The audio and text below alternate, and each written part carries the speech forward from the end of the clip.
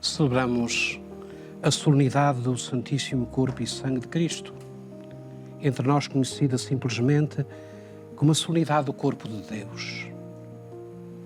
É certamente uma das festas da Igreja que mais enche o coração, que mais toca a nossa vida. Debaixo do pálio, o Senhor, presente na Eucaristia, atravessa as ruas das nossas cidades e aldeias. Gostava de sublinhar, porque é interessante, a palavra pálio.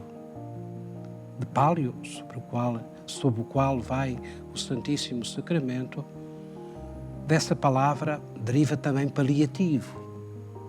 Nós conhecemos muito bem o seu sentido, o sentido de prestar atenção, carinho a quem está em fragilidade.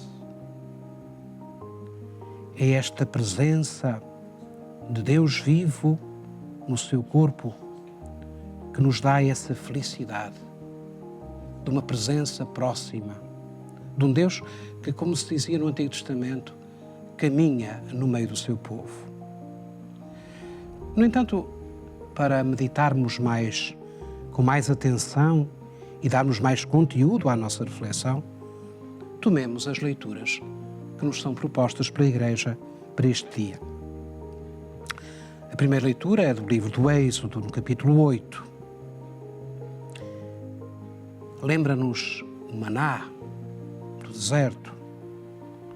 Mas lembra-nos sobretudo duas coisas importantes que eu gostaria de sublinhar hoje. A primeira, a história da salvação não termina. A história da salvação, que é a história de Deus com os homens, a história de um Deus que permanece unido à humanidade, agora que percebemos bem, em seu Filho Jesus Cristo, presente na Eucaristia e pela força do Espírito Santo, esse Deus caminha no meio do seu povo. E por isso a história da salvação, quer dizer, a história da ação de Deus no meio dos homens, continua. A Eucaristia mostra este projeto de um Deus, amor, que atravessa a nossa história de uma forma tão simples como aquela que faremos na procissão do Corpo de Deus, quando o Santíssimo Sacramento caminha conosco nas estradas bem conhecidas por onde passamos cada dia, dando sentido à nossa caminhada de cada dia. A segunda coisa que a primeira leitura, esta leitura do livro do Êxodo, nos recorda é que a Eucaristia, lembrando o maná, é resposta para um momento de prova. Bem sabemos a tragédia que foi para o povo de Israel sentir que podia não ter alimento, ou sentir que podia não ter água. O Senhor providenciou o maná do deserto e do rochedo fez brotar água para dessedentar o povo. São manifestações de uma presença de Deus que é sempre importante, que é sempre grande, que é sempre inovadora, mas que é resposta, sobretudo, aos momentos de prova e de dificuldade da nossa vida. O Santíssimo Sacramento, o sacramento da Eucaristia, revela-nos a presença de Jesus vivo no seu corpo e no seu sangue, no meio das provas da nossa existência, no meio das dificuldades da nossa caminhada. É sempre resposta à nossa prova, às nossas provas, aos tempos de prova que batem à nossa porta. Isto em relação à primeira leitura. A segunda leitura é tirada da primeira carta aos Coríntios e é um dos textos que deve ser lido em chave eucarística, um dos textos mais antigos do Novo Testamento. A leitura fala-nos do mistério de comunhão. A comunhão. Comungamos o corpo e o sangue de Cristo. Ele torna-se em nós bênção e dom. Comungamos. Entramos em comunhão. Não uma comunhão externa, mas uma comunhão que toca a nossa vida, porque comemos o corpo de Cristo. Uma comunhão que toca a nossa vida e toca e renova a nossa intimidade com o Senhor Jesus. Esta é a primeira das dimensões da comunhão que a Eucaristia nos revela sempre.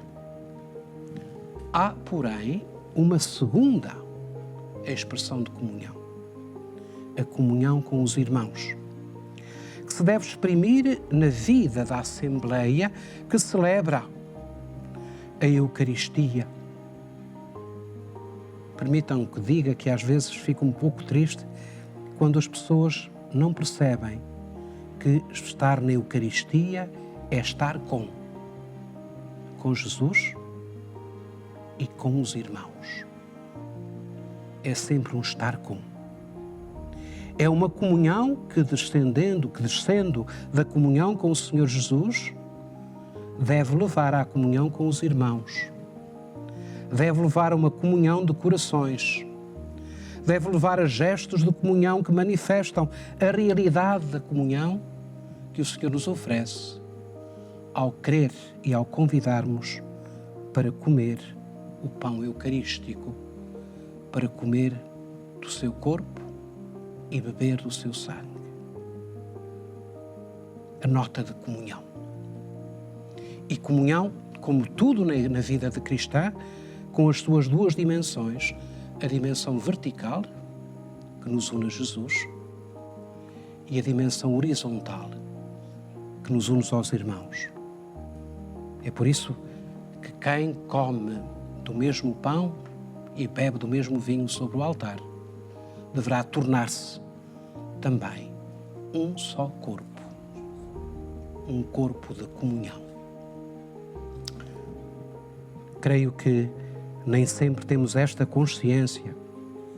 Sentimos muito bem quando o Senhor vem ao nosso coração, mas porventura esquecemos que daí brota uma fonte que nos leva a estar em comunhão com os nossos irmãos e irmãs. O Evangelho.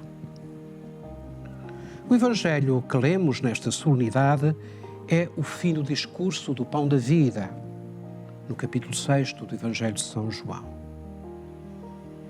É o fim de um discurso em que Jesus explica porque é pão da vida. Mas no texto do Evangelho que lemos hoje, de forma muito atenta, há uma expressão que nos toca. Não fala de corpo, mas fala de carne. Aliás, essa expressão une-nos logo ao prólogo do Evangelho de São João. O Verbo fez-se carne e habitou entre nós. Eu sou o pão da vida. Quem comer a minha carne tem a vida eterna. A palavra carne, pois, remete-nos ao mistério da encarnação, em que o Verbo se fez carne.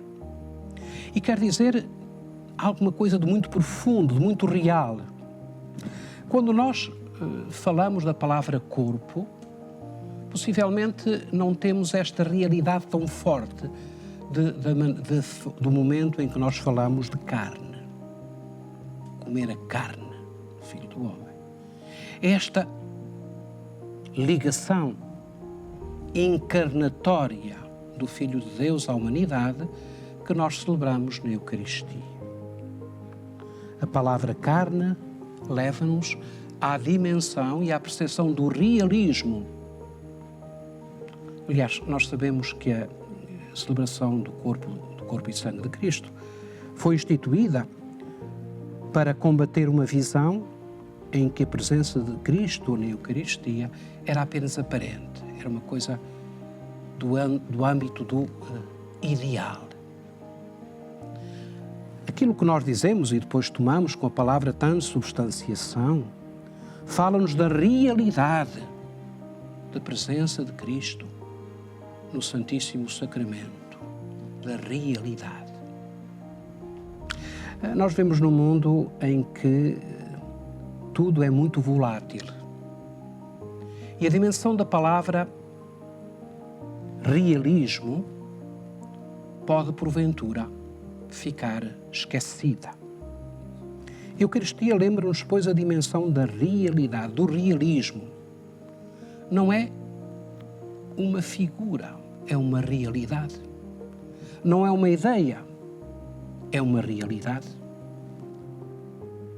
A palavra carne leva-nos a perceber quanto peso tem esta palavra e o que ela transporta de vida a partir da ação sacramental. Sublinhar o sentido do realismo, do realismo que é verdadeiro. Não façamos da Eucaristia apenas um mero ato simbólico. Não é mero ato simbólico. É alguma coisa que toca a nossa vida, realmente. Isso, parece-me a mim, tem outra consequência na nossa vida. Se esta realidade da presença do Senhor na Eucaristia é tão forte, tão bela, Ele fez carne, comer a minha carne, como diz o Evangelho de São João. Então, por que é que a nossa vida cristã é tão pouco marcada pelo realismo de gestos que manifestam a presença do Senhor? Realidade no corpo eucarístico de Cristo deveria tornar-se realidade no corpo de Cristo, que é a Igreja, nas suas comunidades. Através dos gestos, através dos sinais, através das atitudes, através do amor. Não um amor teórico, não uma visão bonita e poética das coisas, mas a realidade de uma carne como a nossa, tantas vezes sofrida, tantas vezes marcada pela dor e pela ferida. É essa carne que a carne de Jesus Cristo quer responder, fazendo-se Ele próprio carne. Às vezes penso que a gente não continua a não colocar toda a força da nossa vida cristã na palavra realismo. Temos uma visão do cristão demasiadamente pessoal, demasiadamente teórica, demasiadamente ideal. Na Eucaristia, o ideal torna-se real. Na Eucaristia, Deus faz-se carne e habita no meio de nós, como outrora no seio puríssimo da Virgem Santa Maria. Que esta realidade toque as nossas vidas.